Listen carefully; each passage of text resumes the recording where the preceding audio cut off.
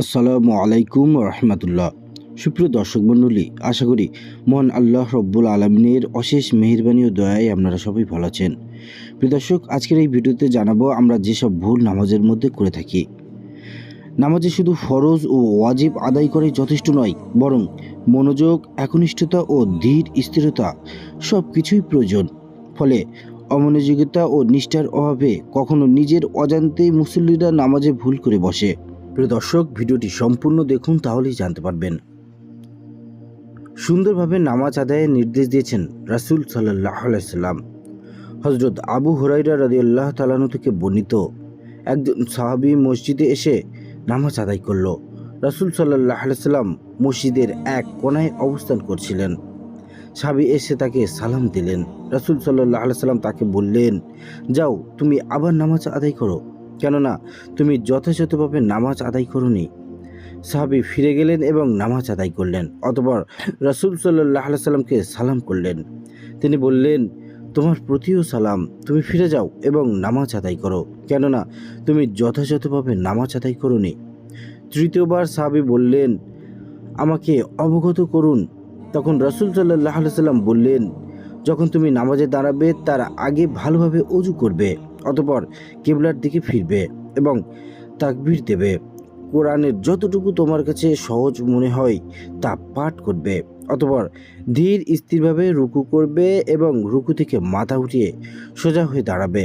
এরপর ধীর স্থিরভাবে সিজদা করবে এবং সিজদা থেকে ধীর স্থিরভাবে সোজা হয়ে বসবে। আবার ধীর স্থিরভাবে সিজদা করবে এবং সিজদা থেকে সোজা হয়ে দাঁড়াবে। অতঃপর পুরো নামাজ এভাবে আদায় করবে। বুখারী শরীফের হাদিস, হাদিস নম্বর 6667 নম্বর হাদিস। প্রিয় দর্শক, এছাড়াও কয়েকটি ভুলের কথা আপনাদেরকে জানাবো, যেগুলো মুসল্লিরা নামাজে সাধারণত মনের অজান্তেই করে বসে। তাই এই ভুলগুলো থেকে বেঁচে থাকা প্রত্যেকের কর্তব্য। 1 নম্বর হলো নামাজে তাড়াহুড়ো করা। নামাজে ধীর স্থিরতা অবলম্বন করা আবশ্যক, কেননা রাসূল সাল্লাল্লাহু আলাইহি সাল্লাম নামাজের বিধানগুলো ধীর স্থিরভাবে আদায় করার নির্দেশ দিয়েছেন। নামাজে ধীর স্থিরতা অবলম্বনের উপায় হলো অঙ্গ প্রত্যঙ্গ ধীর স্থির করা। যেমন সিজদায় গেলে সিজদার ব্যবহৃত অঙ্গ প্রত্যঙ্গগুলো স্থির রাখা। 2 নম্বর হলো মনে মনে কিরাত পড়া। কিরাত পাঠ শুদ্ধ হওয়ার জন্য ঠোঁট ও জিহ্বার ব্যবহার করা আবশ্যক।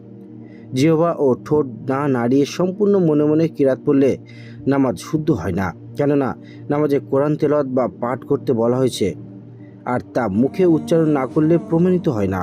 তাকে চিন্তা ভাবনা বলা হয়, পাঠ বলা হয় না। 3 নম্বর হলো সেজদার অঙ্গগুলো মাটিতে স্পর্শ না করা। সেজদার সময় অনেকে নাক ও পায়ের আঙ্গুলগুলো ভূমিতে লাগলো কিনা তা খেয়াল করেন না, অথচ হাদিসের ভাষ্য মতে সেজদার সময় 7টি অঙ্গ ব্যবহার করতে হবে। আল্লাহ রাসূল সাল্লাল্লাহু আলাইহি সাল্লাম বললেন, আমাকে 7টি অঙ্গের উপর সেজদা করতে বলা হয়েছে, তা হলো কপালের উপর, এবং তিনি তার হাত দিয়ে ইঙ্গিত করেন নাক ও 2 হাত, 2 টাকনু ও 2 পায়ের আঙ্গুলের দিকে। বুখারী শরীফের হাদিস, হাদিস নম্বর 812।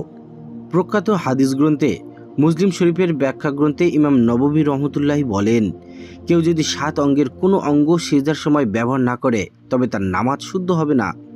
হানাফি মাযহাব অনুসারে কেউ যদি 3 তাসবিহর চেয়ে বেশি সময় ইচ্ছা করে কোনো একটি অঙ্গ যদি মাটি থেকে বিচ্ছিন্ন রাখে তবে তার নামাজ হবে না।